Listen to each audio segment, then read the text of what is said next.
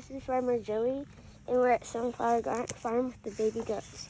And I just wanted to show you how to pick up one. So if you ever come here, you want, or if you ever pick up a baby goat, you want to put your arm in the front like this. You want to put your arm in the front, just like that? And then your arm in the back. And your arm in the back, and just pick them up. They look happy. Yeah. And what happens when they start to wiggle like that? Do you have to do anything special? You can hold on to them for a little bit, but if they keep doing it, just put them down. You put them down. What else do you do here? You show people how to pick up the goats. Do you do any other things? Do you clean up after the goats? I'd like to introduce you to Hope. I'd like to introduce you to Hope. That's my job.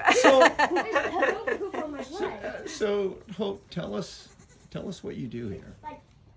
Well, we presently are taking care of almost 60 baby Nigerian Dwarf Goats.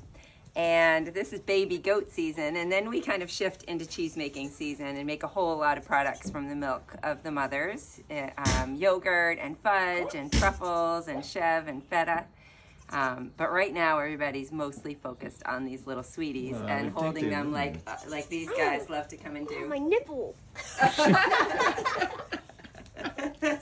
Well, that's going to happen once in a while. You'll have kids and you'll have families come in and just play with the goats? Yeah, we're open on Saturdays to the public from 11 to 5 so that people can get an idea of kind of the full circle of where their food comes from, get to know a goat and love one, and then see where the cheese is made, and then bring home a product for dinner. And yoga. And yoga on Thursday nights and Saturday mornings for people who need a little extra time with the goats. And the goats are actually welcome in the yoga pasture. So when you're in plank or downward dog, you might have a goat on your back, which is amazing. Sometimes, yeah. That does seem amazing. So you do that twice a week, or? Yeah? Yes, twice a week we started last week, and it goes all the way through Halloween. And it's kind of fun to come. Some people come every single class, and it's fun to see how the herd shifts over the season. It starts out a lot of baby goats, and then people really get to know the older goats who just kind of munch quietly around the edges of the yoga field. So the vibe is really different at any different time of year. And Hope has a cookbook coming out, which is very exciting. That is very exciting. Tell us about that. Yeah, so we got a grant to produce a cookbook that I've been working on this winter. During the pandemic, I was thinking about some things that really define Maine, and for me, it's farms and food.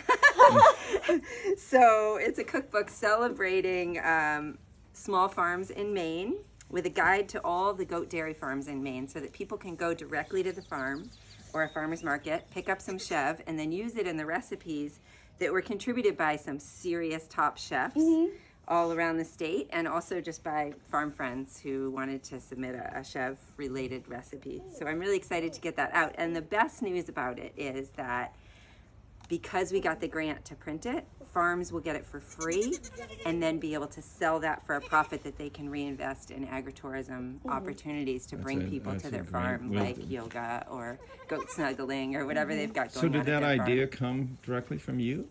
Yeah, I just That's kind of, awesome. She has a warm heart, like the farmers in Maine do. She just is someone who clearly found something that lights her heart and welcomed people to it. Like, you built a piece of heaven that no one else ever has. Like, who would think to have just an open farm for baby Norwegian goats? As did Steph down on her little piece of land, and as do all the small farms in Maine, really, which is what makes the publication so amazing, is it's a celebration of all that energy. And we seldom get to see each other because we're all so busy on our own little plot of land. Our season's so this is like short. a coming together of all those farms and celebrating them, which is really sweet. So when you say, you mentioned goat farms in particular, you said, how many goat farms are there in Maine? Oh, that's a good question. I think I'm going to have to double check this, but I believe there's 52 licensed goat farms. And then when you say small farms, you're talking about any farm in general, or are you just talking about goat farms? The magazine does highlight like Wolf Neck Farm, which isn't Okay. specific to Oh, goats sure. or goat dairy, but it's a wonderful place to visit. Pineland Farm, Yeah. same. They produce mostly cow products. Know them both well. Yep. Steph's Farm, which is a wonderful place for farm camp. Yep. For kids, Yep. but the humankind. Yeah, the human kind, with an occasional goat visitor. Yes. That's awesome. Yeah. Yeah, I think we contributed edible flowers that you can use with your cheese recipes as part of a article in the magazine. And like Hope was saying, we're a nonprofit and we're featured in the magazine, and we would potentially be able to sell that for, proceeds. But yeah. When is that going to be published? Has it been published? I just approved the proofs yesterday, so they Okay. said within 3 weeks. So I'm hoping right when the season's really kicking into gear for farms around Maine, they'll have that in their hands and be able to sell it to, make a little additional income. Is that the main distribution then? People kind of bringing people to farms to begin with? Yes, Help the them with their grant was an marketing and- agritourism Yeah, grant connecting small dairies in Maine. So that was its purpose. So that's what we'll try to funnel most of the copies to those types of places. That's awesome. So Hope's farm stand is adorable, and we'll do a tour in there. But Hope's fudge really needs to be celebrated. Like, we really need to talk about her fudge, and maybe we can look at your kitchen. Yes, Where you of make course, it. yeah. Her kitchen is unreal. It's just like every farmer's dream. And Joey is going to give us a tour of the barn. Wait, what? Yeah. Yeah. Joey, you going to give us a Sounds tour of the barn? great. Sure. It's a little bit empty right now because all the goats are outside, but you could show him the the baby goats who were just born a day ago. They're just a day and a half old. Okay. Yeah, that might be fun to take a look at those. Should we look at them? Let's And go, then- Joey. One of the things that Hope does every night that I think is amazing is she has to tuck in all the little baby goats. Right? They all have to go in the barn. Last Yeah. season I helped. Yeah, last season you helped. You What was it did. like? How do you tuck in the baby goats? I gave them a little cuddle and put them Yeah. Put them into their nighttime stall. This year we've been having a lot of help. We've added a new event called Put the Babies to Bed. Awesome. And we've had about 25 people every night, except for on weekends. Yeah, I think we've done about 35 of them. Oh my god. Yeah, it's been so fun, and people put them in pajamas. We wrote a little book this winter about a goat who learns how to hop.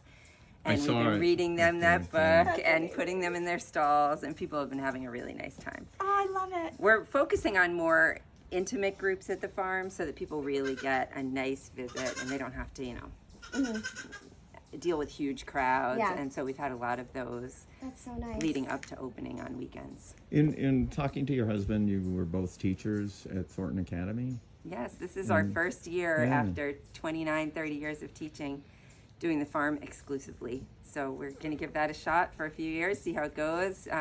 We have a number of years before we can officially retire, so this is kind of our second act. That's awesome. Yeah.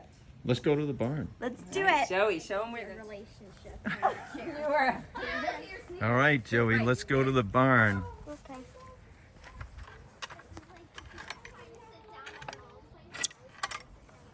Come on.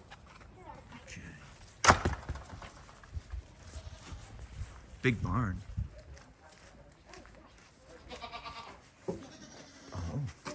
Archie and Zion. Look at that.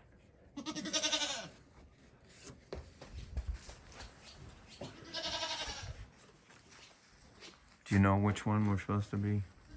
Oh, look at those two little babies up there. One of them are white and one of them are black. Are those the ones? She said there was only two. So I bet this one here. Archie. Oops. Is this them right there? There they are. There you go, Joey. Oh, you're so small.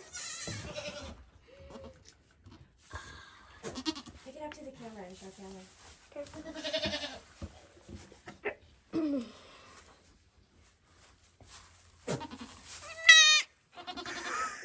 Hello.